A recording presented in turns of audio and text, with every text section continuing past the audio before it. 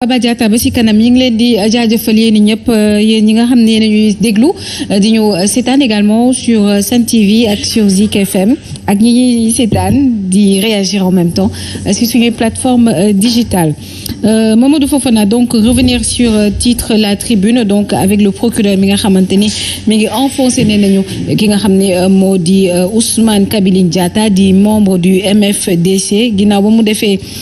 sortie procureur de la République après ba ñu tegee loxo ki nga xam ne moo di Ousmane Kabiline Diatta donc Amady Diouf mu di procureur de la République di expliquer que procédé ak délit yi nga xamante ni délit et crime yi nga xamante ni kookee nga xam teg nañ ko loxo mu di Ousmane Kabiline Diatta di encore une fois membre du MFDC daal di def ban analyse nga ci am. waaw ce sera à deux niveaux benn bi ce sera dans la forme d'abord parce que xaj na ne moom bi mooy génnam bu njëkk mais ci kaw communication bu mu doon def je l'ai trouvé hésitant. le procureur. oui li mu doon gàtt dafa bëri lu mu doon buté dafa bëri donc li nga xam ne moom la waroon gën a travailler par rapport ak sorteem bu njëkk moo di ne au moins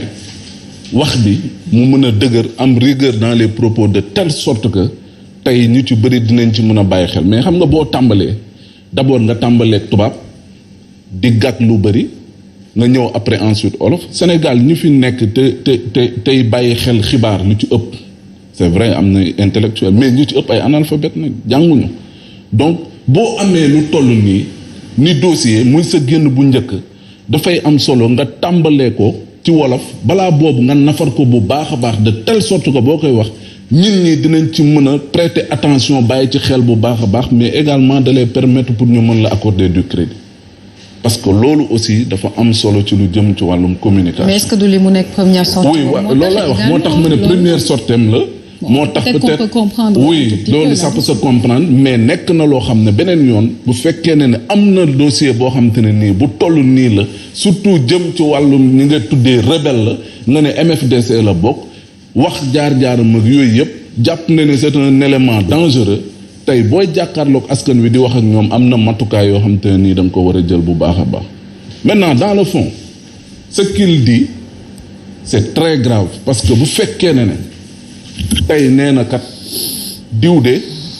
nit la koo xam te ne kii ku ñu xàmmee la ràññeet ko ci li nga xam ne moom mooy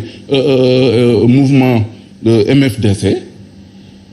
jugee na bàyyikoo na Sindian pour ñëw fii nii ci Dakar nee na pour mën a bokk ci li ñu bëgg a tuddee bu ñuy yëngal mu yëngalaale loolu c'est grave am na ñu naan woy dañoo fabriquer seen rebelle indi ko nangam ak nangam man tey jii nii du ma ne lépp lu procureur bi du wax amul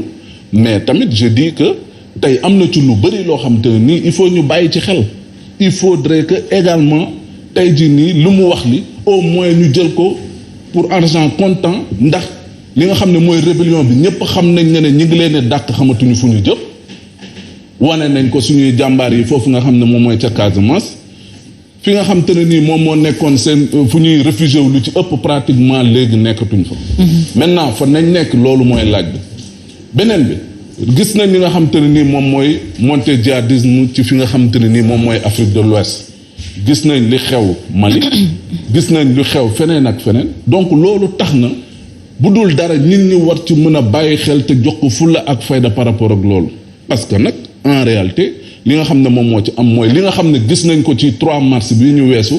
Auchan bu nekk fii nii c'est pas pour faire de la publicité bu Ouest Foire nit ku génn pistolem tiré donc loolu yëpp dafa nekk loo xam te ne nii lu ñu mat a bàyyi xel la lu ñu war a mën a bàyyi accorder du crédit. Très bien Birahim Diadji Touré peut-être ñu revenir encore une fois ci manifestation bi nga xamante ni moom la Yewwi nar a amal donc le 15 juin si je ne me trompe le demain le 17 si je ne me trompe 17 excusez-moi encore une fois la manifestation de Yewwi bi nga xamante ni moom la ñu interdit mais Yewwi taxaw na temm ne da koy def alors que les manifestations sont autorisées selon la loi de manière pacifique parce que dernièrement def nañu manifestation sans tambour ni trompette kenn gaañu wu ci kenn amu ci it naqar gu ñu oui je reviendrai peut-être sur le propos je vais utiliser peut-être le propos de Fofana. 2 grilles d'analyse lay doon. 2 grilles d'analyse, le propos de Siré Sy. De Siré Sy bu njëkk bi mooy ils ont tenu une manifestation il y a une semaine autorisée, encadrée, sans anicroche, amul coow, amul dara. ñu ne suba dañuy bëgg defaat manifestation il avait annoncé déjà la semaine passée ñu ne leen bi yoon duñ leen ko permettre dañ leen koy tere. J'ai entendu hier j'ai suivi la conférence des leaders de Yewwi Askan Wi Wallu li ñu wax mooy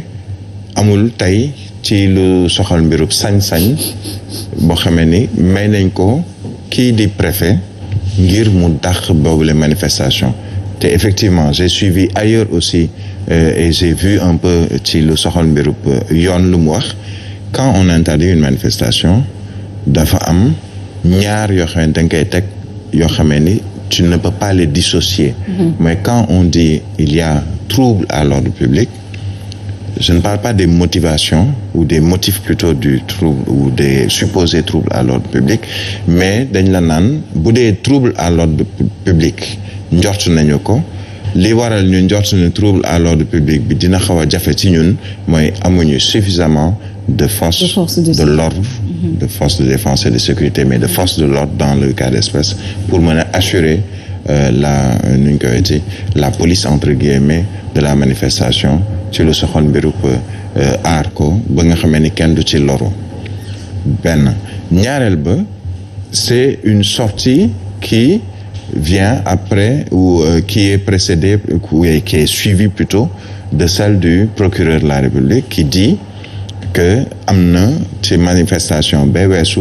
ñu façon yéene dugg ci boobu les manifestations ngir indi giraawali ci réewum Sénégal. Croire ou ne pas croire là est la question loolu beneen débat la ku nekk ak ni nga koy xalaatee nu mu ko waxee am na ñoo xam ne jàpp nañu li mu wax logique la